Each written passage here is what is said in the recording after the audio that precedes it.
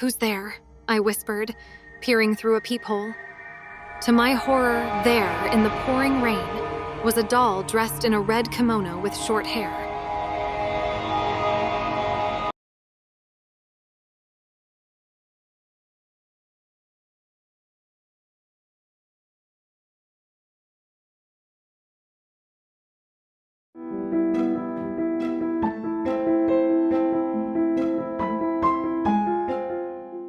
About 8 years ago, I was attending a university in Tokyo while dreaming of becoming a Japanese interpreter.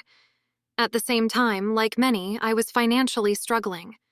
While my parents back home sent me money each month, it felt like it vanished into thin air. To make ends meet, I turned to part-time translation work. One day, while browsing translation job websites, something extraordinary caught my eyes. It was an offer that seemed too good to be true, offering 3 times the usual rate per page for translation work. Without hesitation, I clicked on it, fearing that someone else might grab this lucrative opportunity. The task was straightforward. I had to translate a 20-page story into English and then upload it directly to selected English websites. Completing this task would earn me a substantial bonus. I couldn't afford to let someone else seize this golden opportunity, so I applied immediately. The story I was tasked with translating was titled Iki Ningyo, which translates to living doll in English. It was described as the eeriest and most chilling story known to Junji Inagawa, a renowned Japanese broadcaster and storyteller. What made it even more spine-tingling was that it was a personal experience of his from nearly 50 years ago, when he had been cast in a doll play show. With curiosity, I opened the photos that the client had sent along with the request. The doll featured in the story was the main character, and it stood 4 feet tall, giving it an uncannily lifelike appearance. Its eyes were closed, and it wore a faint smile. Looking at it, I couldn't shake the feeling that it might open its eyes at any moment. However, I shook off my unease and began typing. Chapter 3. It was past midnight, and Junji Inagawa had just finished his late-night broadcast and was heading home. However, on a dark highway shoulder, he saw something standing tall. He thought it might be a signboard, but upon closer inspection, it was the back of a woman standing on top of a signboard. How did she get up there? Was she trying to jump off from there? Then the woman's head gradually turned forward, and all of a sudden, she was right in front of his car already. He tried to avoid her and continued driving home. After arriving home, he sat down on a couch in the living room while staring at the blank space, trying to figure out what he had just seen. Then his wife came out of the room and asked, "Where did your friend who came with you go?" Puzzled, he replied, "What are you talking about?" "I heard footsteps pacing around the living room just a moment ago," his wife responded. As I continued translating late into the night, I heard an eerie sound outside my front door. Initially, I thought I had imagined it, but it sounded as if someone was lingering right in front of my house. It was well past 1 a.m., and my curiosity overcame my caution. I approached the front door quietly.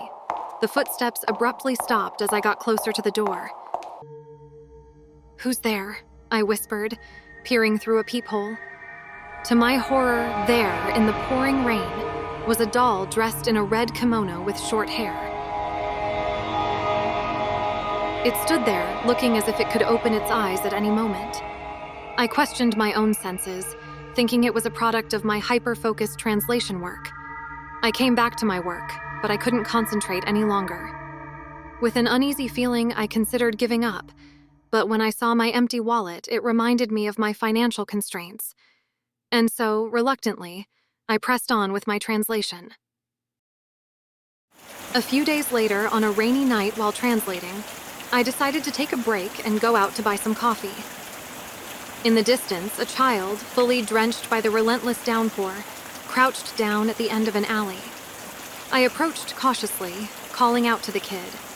As the child slowly rose and turned, I was left utterly speechless. To my astonishment, the child was none other than the same doll, seemingly brought to life. It approached me with closed eyes and a faint smile, starting with a leisurely walk that escalated into a sprint. Curiously, its right arm appeared strangely wobbly, oozing blood from twisted elbow and knee joints. The doll running towards me looked exactly like the one in the picture from the Iki Ningyo story. With every ounce of my strength, I fled toward my front door, determined to reach safety. As I reached my doorstep and fumbled with the keys, panic surged. "Please, open," I pleaded with the door. The sound of wooden clogs rapidly approaching echoed just behind me. Just in the nick of time, I managed to enter my house and locked the door. The sense of relief was undeniable, but I had an unsettling realization that something had gone terribly wrong. I hurriedly searched for the materials sent by the client. Chapter 4. A few days later, Junji Inagawa received a proposal to participate in a doll play show. When he saw the doll, he was shocked beyond words. The doll in a red kimono with short hair looked exactly like the girl he had seen on the highway the previous night. Chapter 5. The doll had its right arm and leg twisted. Chapter 6. After the doll play began, staff members from the lighting, art, and the audio teams began to suffer injuries one after another, all on their right sides. These unbelievable incidents persisted. Disturbingly, people associated with the doll went missing, fires broke out, and even entire families met tragic fates, all attributed to the vengeful spirit believed to be linked to the doll. The origin of this curse was thought to trace back to a girl who had perished during the Tokyo air raids, her right arm and right leg fatally wounded. And this curse eventually found its way to me. As I continued with the translation, my body began to exhibit strange symptoms: pain, numbness, and contortions, all on my right side. My right hand and right foot throbbed with discomfort, and the sensation in them gradually faded. Anxious about the situation, I reached out to the client via email, informing them of my intention to stop the translation. However, no response came my way. I resolved not to dwell on the doll and attempted to find some sleep. How many hours had passed, I wondered. Then came the phone call.